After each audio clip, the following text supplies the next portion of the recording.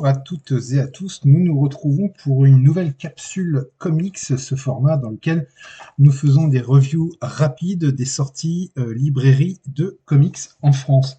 Et aujourd'hui, on va parler d'une ressortie, puisque en ce mois de mars 2025 ressort dans la collection Must Have le titre Daredevil End of Days, un titre qui était déjà paru en deluxe, mais plus disponible depuis quelques temps. Et c'est un titre un petit peu particulier. Alors revenons un petit peu sur si vous le voulez bien, sur la raison de l'existence de ce titre End of Days.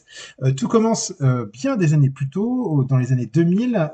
Peter David publie avec Dale Keown un album qui s'appelle Hulk The End, Hulk la fin, que Panini avait traduit d'ailleurs à l'époque, qui raconte en fait comment Hulk comment se termine l'histoire de Hulk, quelle est la fin de Hulk, en fait, tout simplement. C'est un récit, une sorte de récit de type SI, même s'il il n'est pas labellisé en what if, mais évidemment, il s'agissait d'imaginer comment se terminait l'histoire de Hulk, de manière assez triste d'ailleurs, puisqu'il se termine, il est le dernier être vivant sur Terre, donc une fin assez tragique.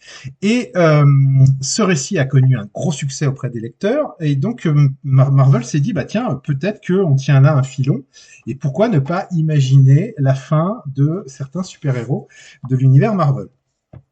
Donc, ce qu'ils ont fait, alors ils ont fait les choses plutôt bien. Ils ont été chercher des personnages et en même temps, ils essayaient d'aller chercher des auteurs qui avaient compté dans dans l'historique du personnage. Par exemple, pour les X-Men, la fin, bah, ils ont été chercher Chris Claremont, ce qui est quand même pas la pire des idées, par exemple.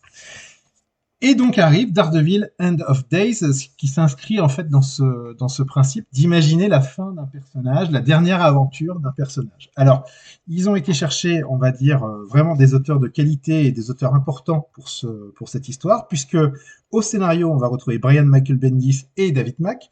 Brian Michael Bendis et David Mack qui avaient dirigé les aventures de Daredevil lors d'un run mémorable, que je vous invite à lire d'ailleurs parce qu'il est excellent. Et au dessin, on a convoqué Klaus Johnson, David Mack, Alex Maleev et Bill Sienkiewicz, ce qui sonne un peu comme une espèce de Dream Team. Alors moi, personnellement, je suis très content de voir Klaus Johnson, moi je dis Johnson, mais c'est Janson, si vous préférez, mais Klaus Johnson sur ce titre, parce que j'ai toujours trouvé qu'on ne lui avait jamais rendu suffisamment hommage sur le travail qu'il avait réalisé sur Daredevil aux côtés de Frank Miller.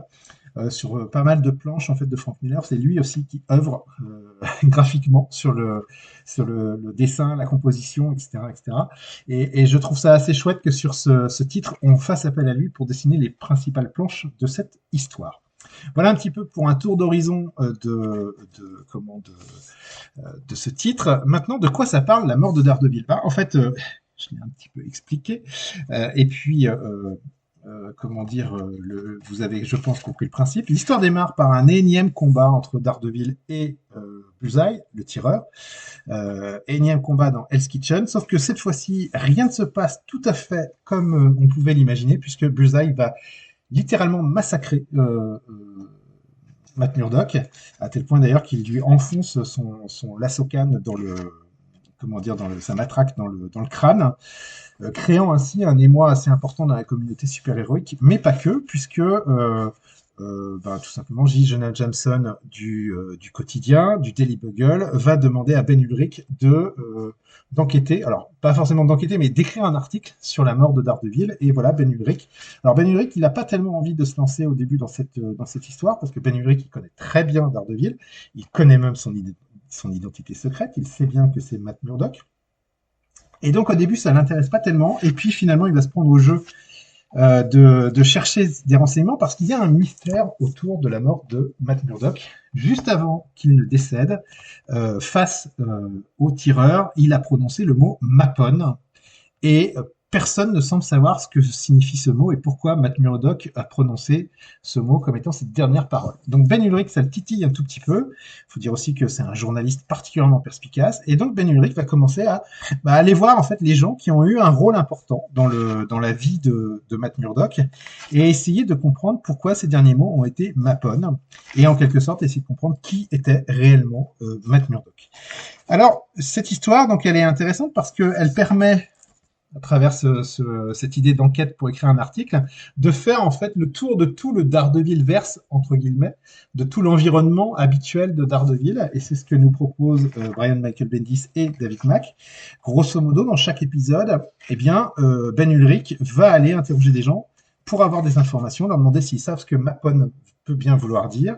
Et donc, ça va permettre de replonger dans le passé de Daredevil et évidemment de croiser quelques têtes que l'on a déjà connues. Alors, évidemment, quand je dis évidemment, bah oui, Brian Michael Bendis et David Mack ne peuvent pas faire l'impasse sur, par exemple, le Caïd, sur Natasha Romanoff, sur Elektra, sur Bullseye le tireur, sur Typhoid Marie. Donc tous ces personnages qui ont compté, qui ont été importants pour lui au cours de sa carrière, ben, on les retrouve ici. Il manque très peu de personnages importants. Il y a même des personnages un peu secondaires que l'on voit, le gladiateur par exemple. Je pense aussi à Bullet que l'on aperçoit à un moment donné. Donc c'est à cette enquête, l'écriture de cet article que nous invitent Brian Michael Bendis et David Mack. Côté dessin, j'ai dit Klaus Johnson. Bon, bah, grosso modo, Klaus Johnson s'occupe de toute la partie graphique comment dire, de la série.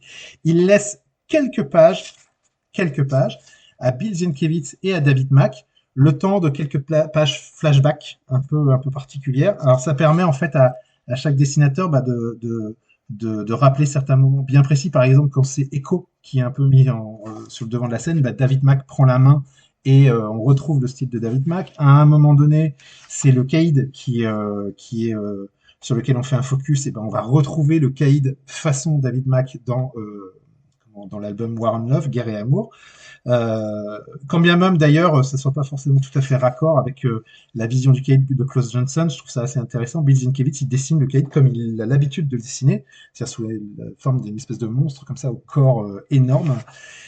Et donc, c'est intéressant de voir ces artistes revenir sur un personnage dont ils ont contribué à écrire la légende.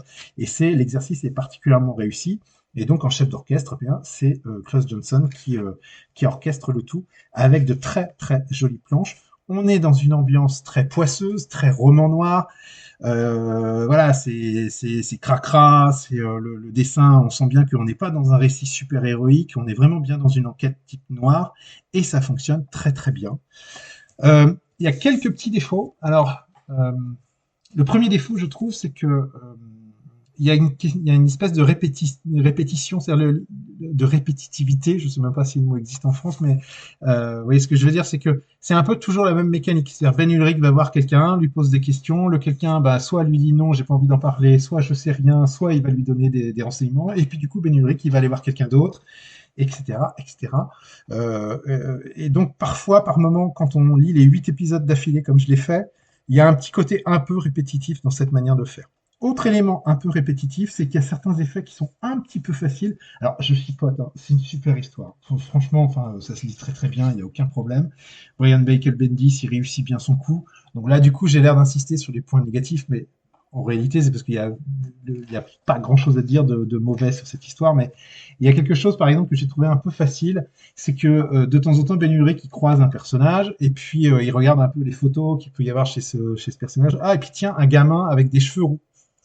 Et là, forcément, on comprend, ah oui, d'accord, donc c'est le fils de Matt Murdock. Et Brian Michael Bendis nous refait le coup plusieurs fois dans cet album. Et donc, du coup, il y a aussi là un petit côté un peu répétitif. Et puis enfin, il faut quand même aussi vous le dire, la conclusion est pas non plus extraordinaire. Enfin, elle est logique, mais on n'est pas non plus dans quelque chose d'absolument incroyable en termes de révélation. Ça ne va pas chambouler totalement le personnage de Matt Murdock et de Daredevil, même si, comment dire, ça reste tout à fait logique avec son parcours et le passé tel qu'on lui connaît. Euh, voilà, donc c'est vraiment un très chouette album. Par contre, c'est ultra référencé. Donc, si vous n'avez lu que très peu de Daredevil, c'est pas du tout un album pour vous. Je pense que pour bien l'appréhender, il faut avoir lu au moins les débuts de Daredevil, c'est-à-dire les premiers épisodes qui étaient publiés. Ensuite, il faut, je pense, au moins avoir lu un peu de Gene Colan, Histoire 2. Et après, bah, tout ce qui est la période Frank Miller, Anne Nocenti, Brian Michael Bendis, évidemment, c'est quasiment indispensable, quoi. Sinon, vous allez passer à côté de plein de références. Et il y a un nombre de références assez impressionnantes dans le récit. Parfois, c'est juste un détail dans le décor, une écriture sur une photo, etc., qui nous fait penser, ah oui, tiens, ça me rappelle tel épisode. Donc vraiment, si vous n'avez pas l'habitude de lire du Daredevil, vous allez passer à côté de plein de trucs. Ça serait dommage de vous gâcher la fête. Donc si vous avez vraiment envie de le lire, mais que vous ne connaissez pas trop Daredevil, attendez de prendre un petit peu de bouteille, lisez les histoires essentielles, on va dire, de Daredevil avant de prendre plaisir sur cet album. Très chouette album. Il y a, comment dire, une petite. À un moment donné, il est possible de faire une petite confusion, et donc euh, je ne vais pas.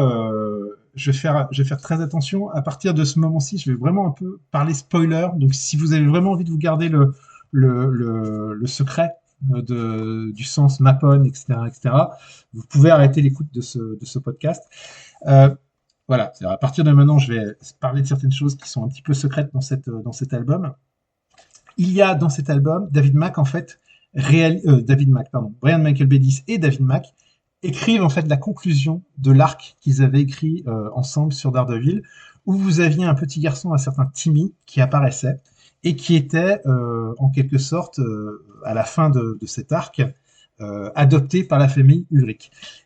Ça, on le découvre en fait assez tard dans cette histoire. Moi, au début, j'ai cru que le gamin de Ben Ulrich qu'on voit apparaître au début de End of Days, j'ai cru que c'était en fait son gamin qui devenait le super bouffon, enfin le bouffon vert, une espèce de bouffon vert gentil dans l'univers Marvel. Pas du tout, c'est un autre gamin. Et donc, parmi les histoires qu'il ne faut pas hésiter à relire aussi, c'est cet arc scénarisé par David Mack, enfin dessiné par David Mack, scénarisé par Brian Michael Bendis, de façon à ce que ça prenne tout son sens. Ça va avoir énormément d'importance dans l'histoire que vous allez lire.